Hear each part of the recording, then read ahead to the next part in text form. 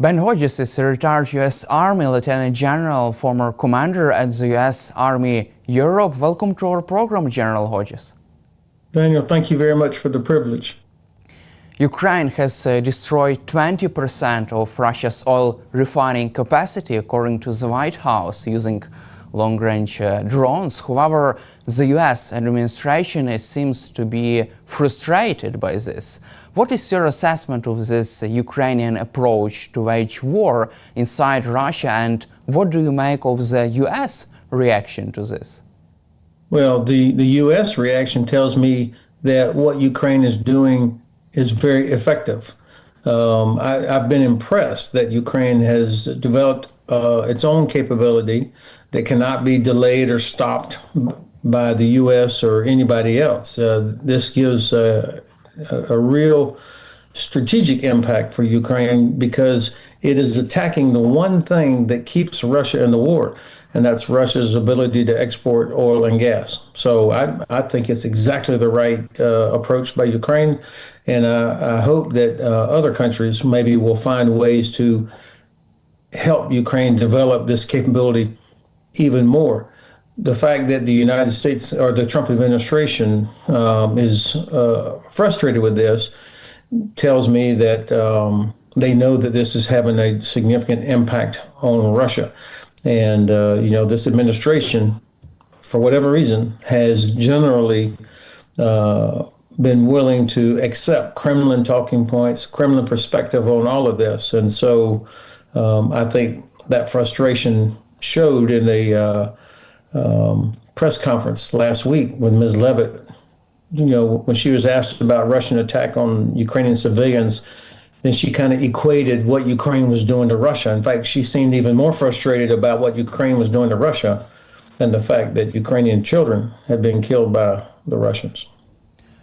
Also, Ukrainian President Volodymyr Zelensky has announced new long-range strikes inside Russia. Ukraine has developed its own cruise missile Flamingo with a range more than 3,000 kilometers and a warhead as twice as powerful as does a Tomahawk missile. What is your assessment of this new innovation from Ukraine?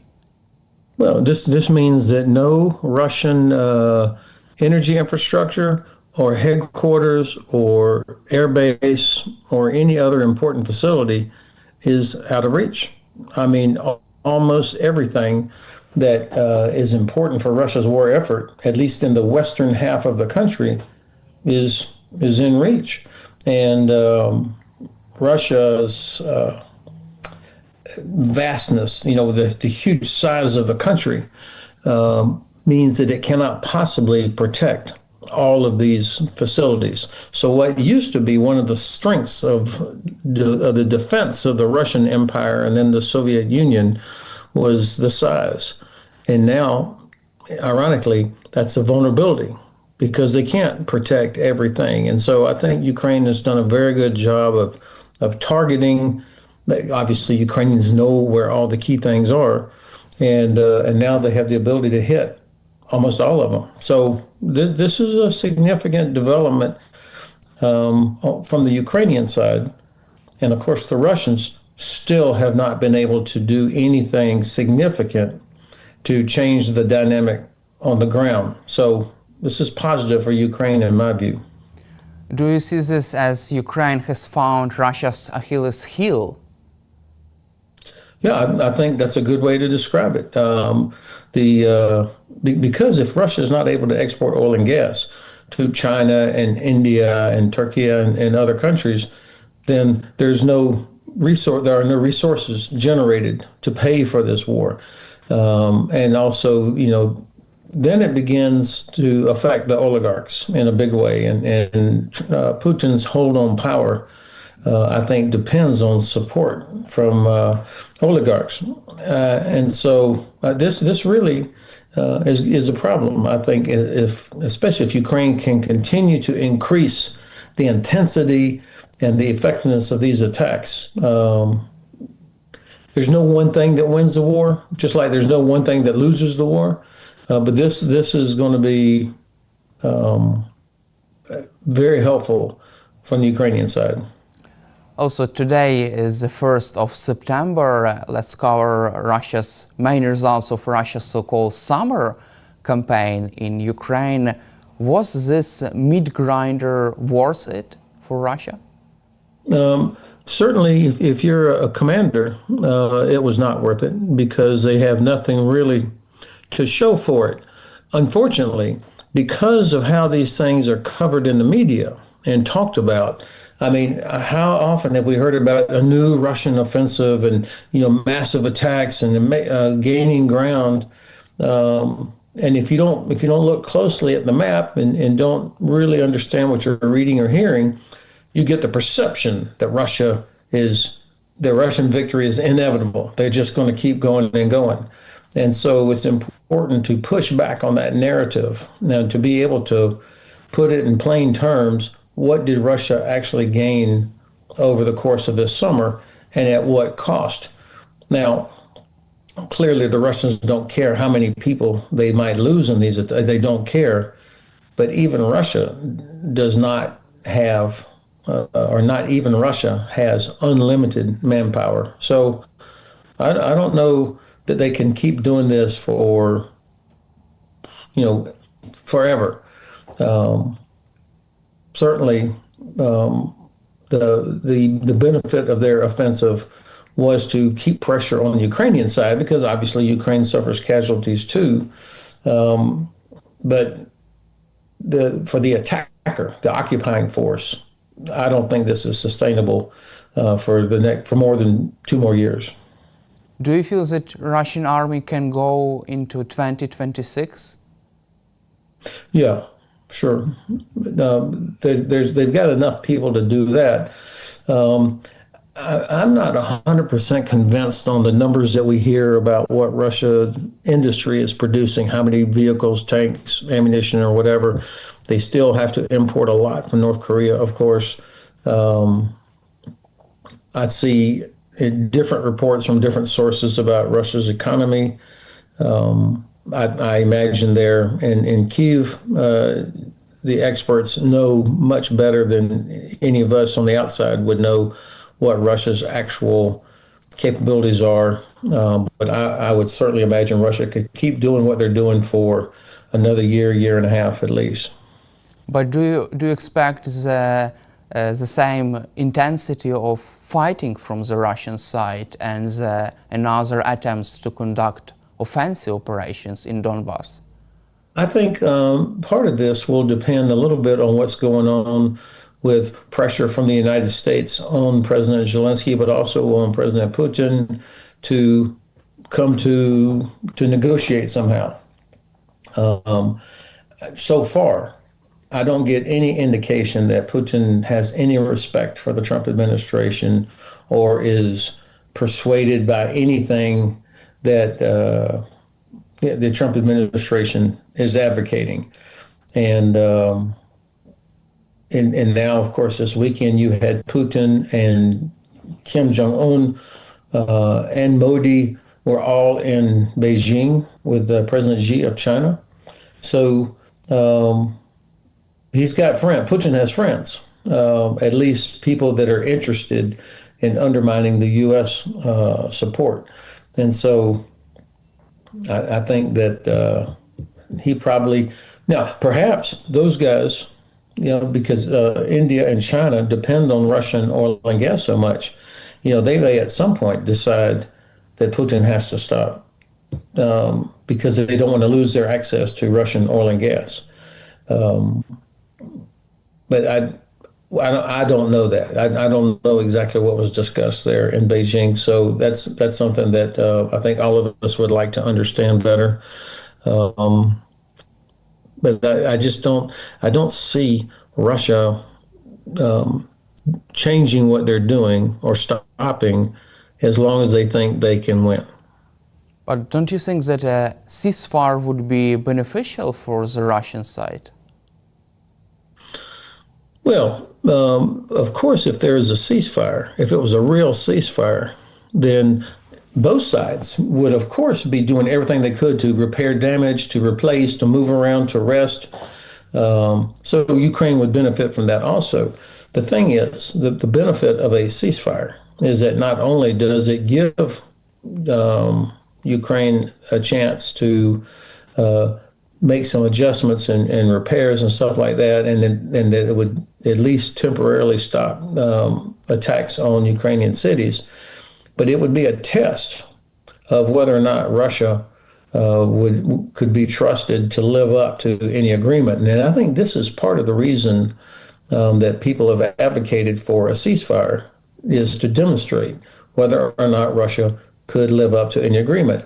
I personally think there's no chance, zero chance, that Russia would ever really live up to an agreement. They didn't live up to the Minsk agreements. So I'm not confident that they would do it. But I think it would be a good step towards some kind of a negotiation. But yes, to answer your question more directly, of course, Russia would benefit from the chance from a ceasefire, so they could begin to move some things around, perhaps reinforce. But they're able to do that now anyway. So I don't know that they would benefit so much from a ceasefire. Let's also cover interesting developments with Russia's top commander, General Gerasimov. He has overstated Russian gains in Ukraine, claiming that 3,500 square kilometers of Ukrainian territory had been seized, but Institute of Study of War confirms only 2,346 square kilometers. And this so-called fake map was presented during high-level meeting between Russian generals and General Gerasimov. He has been briefed by the main results of the summer offensive in Ukraine. Don't you think that the same data is going on through the Russian apparatus also to Vladimir Putin with these fake maps and some fake gains on the ground? Yeah, I don't doubt it. I mean, nobody would be surprised to hear that the Russian military had exaggerated accomplishments they would need to justify the expense and the losses, and to avoid getting sacked or thrown out of a window.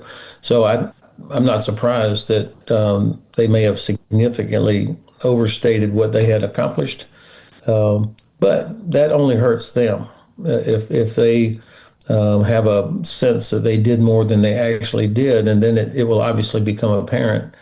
But this is where, what I alluded to earlier, the narrative, the narrative of what's happening on the ground. And if journalists are reporting, oh my God, the Russians have seized this much more ground and this is the impact, even if it's not true, if that becomes the narrative, then that puts more pressure, or it adds to the notion or the idea that somehow Russia victory is inevitable. So let's bring it to a halt. Also, let's cover recent Axios report. White House officials are losing patience with European leaders, whom they claim are pushing Ukraine to hold out for so-called, quote, unrealistic territorial concessions by Russia. What is your take on that, this another so-called friendly attitude from U.S. administration to Europeans? Yeah, well, number one, this Ukrainian security is European security. As President Macron said a couple of weeks ago at the White House, he said, this is about Europe's security, not just Ukraine's security. So, of course, Europe has an interest in helping Ukraine stop Russia on different levels. But it also, when I read that told me that the White House is, of course, this administration is looking for excuses. Why that their attempt to negotiate an outcome has been a total failure for over 8 months now, or for almost 8 months, because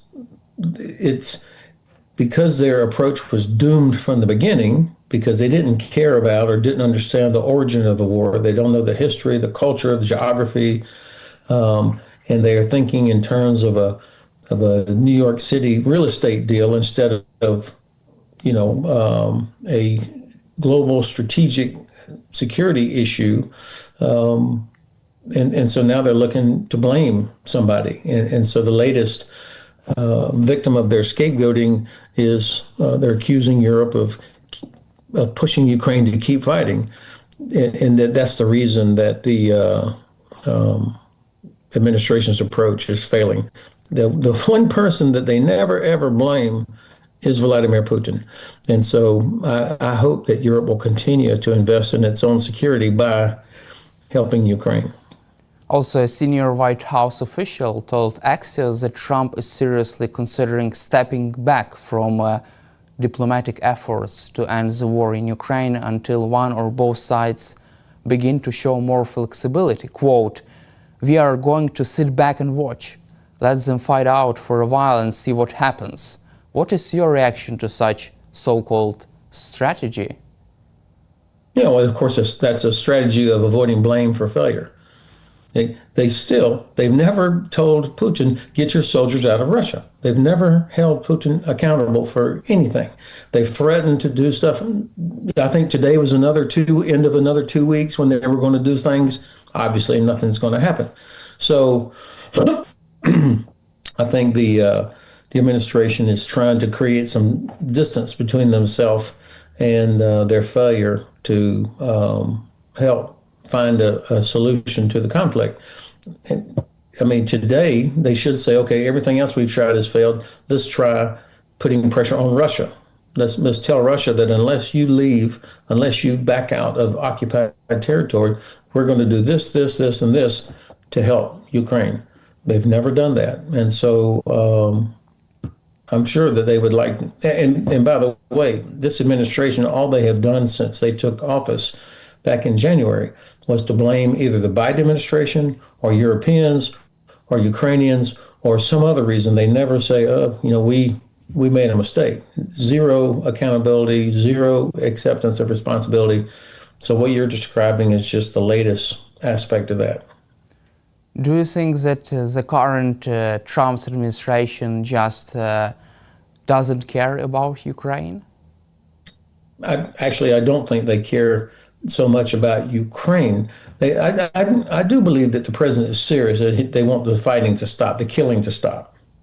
It's their approach to doing it is what's wrong. I don't think that the idea of Ukrainian sovereignty and this idea of Ukraine as a state is all that. I don't get the feeling that it's so important to them because they talk about Ukraine's going to have to give up some territory and, and that Russia has valid claims. And so I think they, and when you talk about trading territory, giving up territory, this is not dirt. This is where people live. And millions of Ukrainian citizens would be affected by this. And I don't think they care about that. They think of it in terms of real estate, transactions in Manhattan, or minerals, access to minerals and weapons sales. That's what they care about. Let's cover also this failed summit in Alaska. Don't you think that Mr. Witkoff has just misunderstood Vladimir Putin, and that was the reason of this big summit and big diplomatic failures there? Well, Mr. Witkoff, of course, is a close personal friend of President Trump, but that does not qualify him to be an envoy, especially on such a difficult, complicated situation. Witkoff never had with him, he didn't do anything that you would expect, where you had your own State Department translators, briefings, all the things, and then you're going against the Russians, who of course are masters of negotiation and disinformation and twisting things around. And so it was he was the wrong person. Absolutely the wrong person. So whether it was misunderstanding, which is certainly possible because of this failure to have legitimate government translators, but also just the idea you can sort of, we're the U.S. and we got a good deal and that somehow this would be effective. Just absolute total amateur hour. And so that's a lot of the reason why we are where we are. And the Russians, of course, see all this. They have no respect for this administration, and they are pretty sure that Trump is not ever actually going to make them suffer any consequences for what they do. And so, unless Europe can increase the pressure enough, the Russians are not going to feel the need to really change what they're doing or to stop doing what they're doing. The one thing that could happen, and I've been hoping it would, but so far I have been disappointed, is that my president, would finally get tired of being mocked by the Russians, of being disrespected by the Russians, and he would get angry and use this enormous amount of leverage he has over Russia. But so far, he has not been willing to do that, and I just don't see him changing. I hope I'm wrong on that, of course.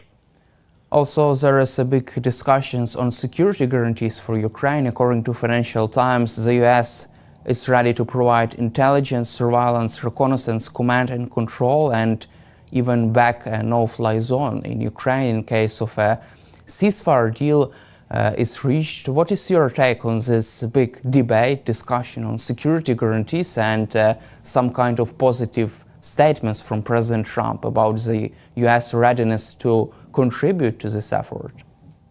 Well, I have no confidence that the Trump administration would actually do something substantial for a security guarantee. I wish they would. I wish we would be in the middle of it, that we would be providing air power, logistics, intelligence, everything that was needed, along with European allies, to help provide a deterrent. And this is what's been missing, Daniel, from this whole the conversation about security guarantees. What the hell is a security guarantee? The only guarantee of security is NATO membership, where an aggressor knows that if they attack Ukraine, then it's going to be as if they had attacked Germany, Poland, Finland, the United States, UK, Canada, on and on and on. And so that's as close as you can get to a guarantee against armed attack. And it's worked for almost 80 years. Now, short of that, what can we do to help Ukraine defend itself and to deter? That's what we're talking about now. Security guarantee means that Russia would stop attacking Ukraine. What would be required to do that? And I think it's a combination of things. Obviously, there's a lot that can be done economically before you put any troops on the ground anywhere. Using Russian frozen assets, stopping the export of Russian oil and gas, investing huge amounts of money into Ukraine's defense industry so that Ukraine becomes like Israel, that it can create everything it needs, almost everything it needs by itself. That would be one part.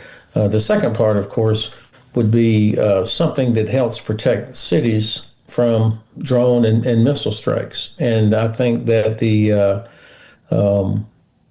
we ought to be doing for Ukraine what we do for Israel, where we had U.S., British, French, Jordanian pilots flying in Israel to stop Iranian missiles from hitting Israeli cities. And we've done the same thing against the Houthis in the Red Sea. So why can't we do this to help Ukraine?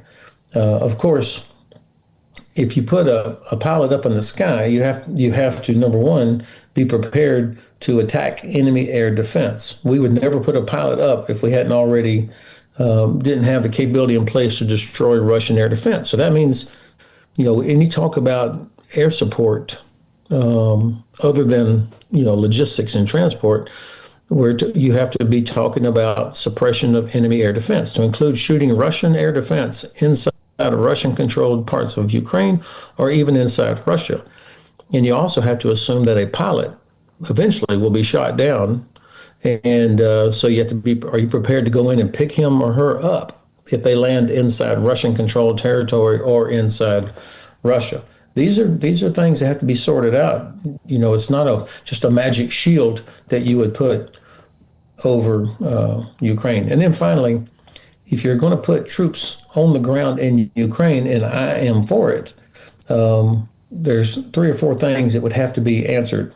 Number one, what is their mission? What do you want them? Do they just hang out in outside of Kiev or in Lviv or Kharkiv or Kherson? What are they doing? What's their job?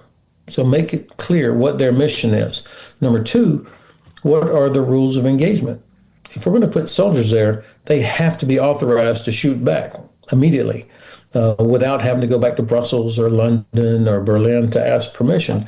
And so the rules of engagement part of this is very important. That's very hard to work out.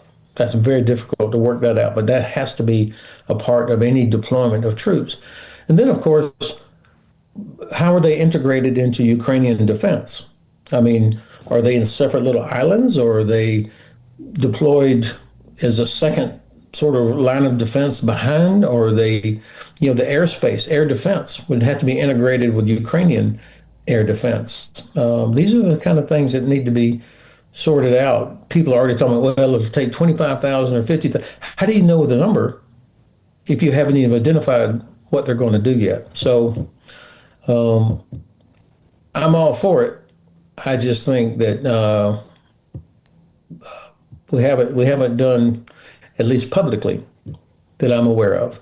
All that hard work has not been done. I am sure that in the French and British ministries of defense, and probably in the German, and maybe even in the Pentagon, they've done a lot of the hard staff work to figure these things out.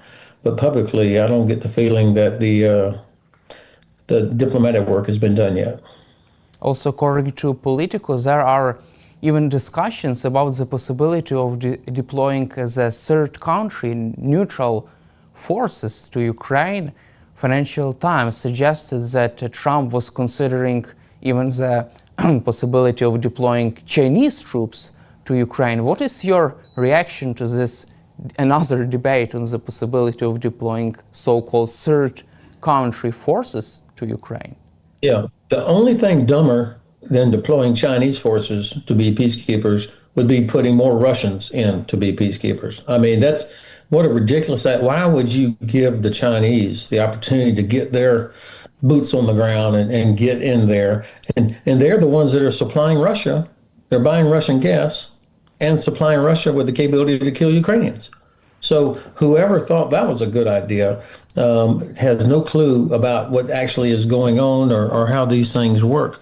So this is an administration, or you got at least people in the administration. They are not willing to do the hard part, which is to put pressure on Russia. And so now they're just throwing bullshit ideas up on the wall to see what might stick. And unfortunately, even in Europe, which has shown a lot more resolve than probably Putin or Trump expected, they still have not been able for one European country to say, okay, fine, we will do it. Screw everybody else. If you're not going to help, get out of the way. We France, or we Germany, or we UK, or we Finland or Poland, we will do this. We will provide troops or capability somewhere to help, even if it means that we will be exposed to criticism or even attacked by Russia. So until Europe is able to act like that, I don't want to hear about European strategic autonomy. If they're not able to do this, if they're still waiting on the U.S., they're going to be very disappointed. However, European allies are not ready to deploy troops without the U.S. backstop. But from your perspective, why is the U.S. so afraid of deploying boots on the ground in Ukraine? It could be the biggest security guarantees, ironclad one. Well, it's not. There is no such thing as ironclad security guarantee unless you're in NATO. And even now, President Trump is like, well, I'm not so sure we would defend Montenegro, for example, or somebody that doesn't meet their 2% or 3.5%. So I think, I challenge anybody that talks about security guarantees or ironclad anything, or this really ridiculous thing that Mr. Witkoff said, NATO-like.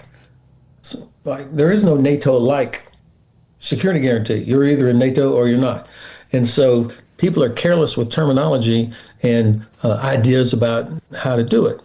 For the United States, I think the Trump administration, by the way, the Biden administration made the same mistake. They failed to clearly identify the strategic outcome. They just never could articulate what is the end state, because I think they were fearful of a Russian nuclear weapon or something. I don't know. And now the Trump administration is just as bad in that regard.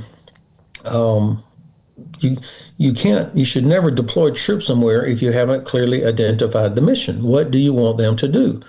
But what happens so many times, it happened to us in Afghanistan, Iraq, Vietnam, where you send troops in and then try to figure out, okay, what's the mission and what are the policies? That's backwards.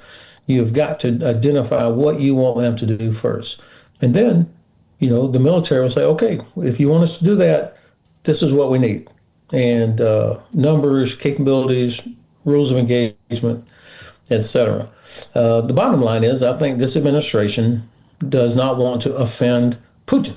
They are completely held hostage by Vladimir Putin. I don't know why. I don't understand what it is, what kind of a hold the Kremlin has on this administration.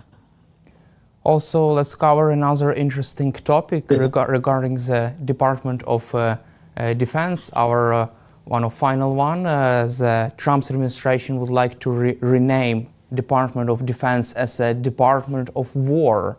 Do you support this idea? It's another stupid idea coming out of this administration. I mean, this is the president who campaigned on no more wars. I'm the peace president. I'm going to stop wars. We used to have the War Department up through World War II. And then in the 50s it was redesignated the Department of Defense for a reason. And now, so this is a theater by the president, by the administration, to somehow convey, we're super strong. But we say that the video does not match the audio. And so it's a waste of time and energy, and the administration cannot just declare it anyway. This would require an act of Congress, and I doubt that I'd be disappointed if the Congress went along with it, because it serves no purpose. And certainly what the administration is doing is the opposite of that when it comes to Ukraine.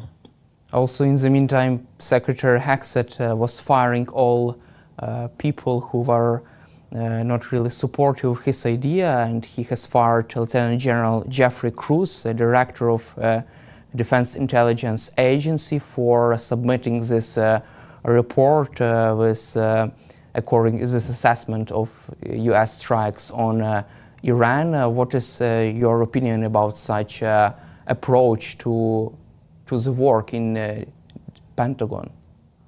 Well, that's part of the reason why there's chaos in the Pentagon right now. They don't want to hear bad news. They don't want people to be honest and give them information that maybe doesn't fit their narrative.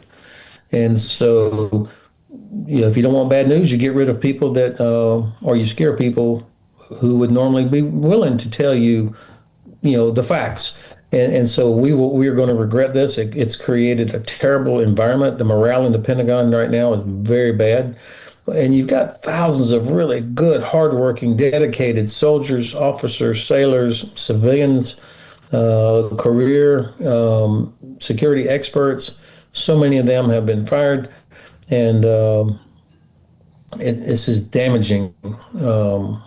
It damages us. And this poor leadership, if you're not willing to take criticism or to hear bad news or somebody to push back on what you're thinking, that to me reveals a person with a lot of insecurity. And, Mr. Hegseth obviously should not be in that position. The only reason he is the Secretary of Defense is because he is he'll never say no to the president. And it's going to take us a while to recover from all this damage. Thank you, General Hodges, for your time and for your support for Ukraine, and glory to Ukraine. Herom Slava. Thank you very much, Daniel.